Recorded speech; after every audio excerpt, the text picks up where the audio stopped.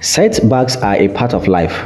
Even Steve Jobs was fired once, and that was from Apple, a company he founded. Despite great intentions, long nights, big risks, and hard work, failure is always a possibility. In fact, half of all new companies with employees today won't survive after 5 years. I know those facts can be cold for comfort, that watching something you built to fall apart despite your best efforts can be both infuriating and demoralizing. Worst of it is that it can be paralyzing as you begin to doubt your own abilities. But before you are lost in a negative feedback, remember it is possible to bounce back from failure and become stronger than ever. Success lovers and financial independence seekers, here are 18 systematic ways you can bounce back from business failure. Point number 1.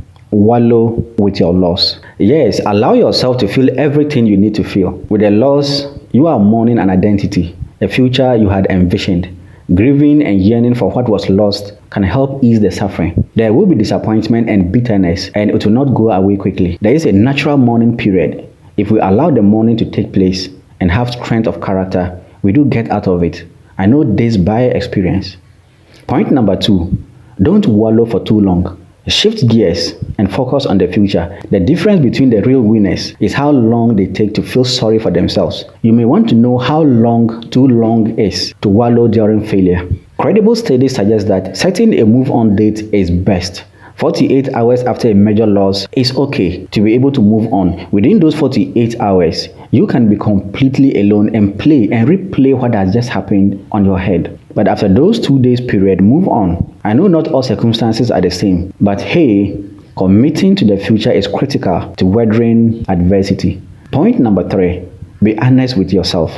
In a clear-eyed way, map out how things transpired the way they did. Think about what went wrong and why. Don't rationalize it away. If need be, call on a mentor, a coach, or a friend with an outside perspective to keep you accountable. The people to whom you want to relate are those whom you want to show that you can fail, learn from failure, and keep going. Find a way to be open about those failures. For example, some companies have a board they call fail walls, where staff can post missteps and lessons learned. This is because acknowledging mistakes can be painful, but essential to ensuring they don't happen again. Point number 4, forgive yourself.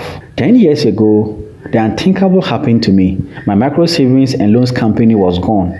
My business completely fell apart under the weight of internal theft, bad decisions I made earlier, and some of the reasons were just beyond my control. Soon, income stopped coming in, and I needed to navigate costly and stressful debt payment issues with clients or former clients. I needed to move forward. But before I could do that, I had to take ownership of what happened and forgive myself for it. During this process, I read a lot and also tapped from the earlier lessons I learned from other businessmen on how they approach their own challenges and slowly learned how forgiveness could lead to resilience. Even though the problems were my own, I realized I was not alone.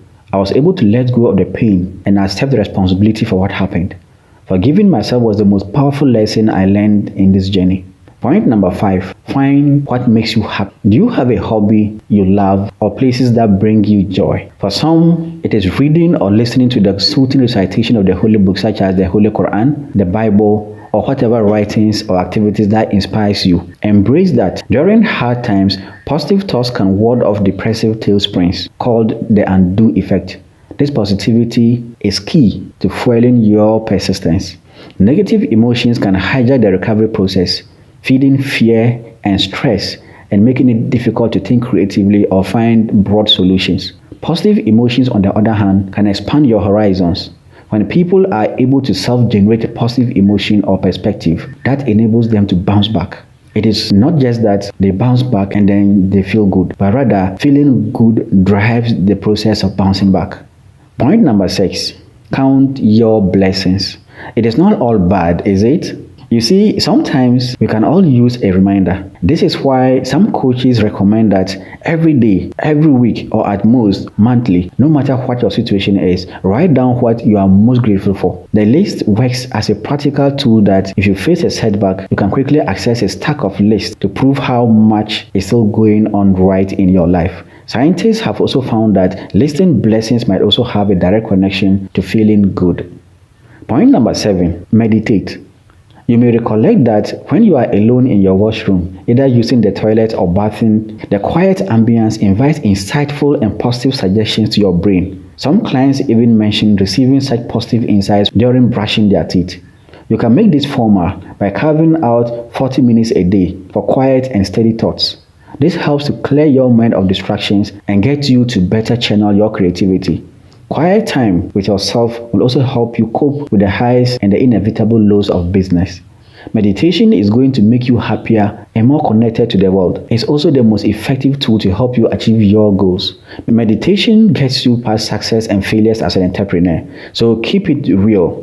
Most entrepreneurs get caught up in what we perceive to be the highs and lows of our professional lives. We celebrate when it seems like one of our ideas has won, but we become dark and depressed when it seems like an idea has lost or failed. But the real thing is to focus on your vision and where you are going, and not over-focus on either the success or the failures. And you can do this very well through meditation. I can promise you that meditation will make you smarter, focused, and clearer in thinking as an entrepreneur. Meditation is going to allow you to accomplish twice as much in half the time by helping you let go of the distractions that have been clouding your mind. Meditation will sharpen your focus on levels you didn't think possible. Point number 8, help someone. In the wake of a failure, look for ways you can be helpful to others. When you focus on the process of helping others, the outcomes you were previously seeking take care of themselves. Without a doubt, the fastest way you can bounce back and achieve success is to first help others succeed. Brian Tracy said, successful people are always looking for opportunities to help others, whilst unsuccessful people are always asking, what is in it for me? The fact is that our greatest successes in life often come through helping others to succeed. And without a question, when you focus on helping others succeed, your eventual payoff will always be far greater than your investments. And this is same with money. When you need more money, share the little you have. Point number 9. Look for the opportunity in the failure.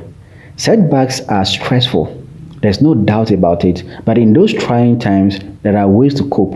Each of us has a stress tolerance level, the optimal level of stress that can make work engaging and interesting. However, once we step beyond that tolerance level, we begin to make poor decisions and even develop health problems. To manage this, think about what opportunities the stressor you are facing creates. Perhaps the cloud you are under has a silver lining, such as a saved time or money that can be used for something else. Finding that opportunity will help you move forward faster. People who have trouble bouncing back often see that challenge as completely unsurmountable. Point number 10. Forget about winning within a certain period. 10 years ago, when my micro savings and loans company failed, I joined the Regional Coordinating Council to reorganize myself and bounce back. During those times, I was not playing to win, but to support the team and count on the opportune time to go back into business. This allowed me to focus on serving. Eventually, my dedicated service led to significant achievements in the region. I won awards and learned valuable lessons that have propelled me to greater levels today. Indeed, that approach of not working to get promoted or upgraded to a regional director position helped to give me the peace to focus on the important things like learning, reflecting, building networks, building products, and building my strategy. Point number 11, think big by visualization. You probably have heard or read a lot of materials on thinking big. Here is the trick. Through visualizing success, some credible studies have shown that you can trick your brain into helping you to make something possible.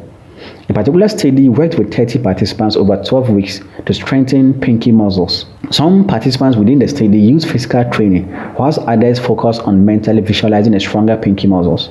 Whilst the physical training was the most effective, increasing strength by 53%, the mental training increased strength by 35%. The research concluded that it is possible that mental training can enhance certain signals in your brain, driving a higher muscle activation level. So think big. Think and visualize the ideal life and living you want to create for yourself, rather than continuing to wallow on the failure.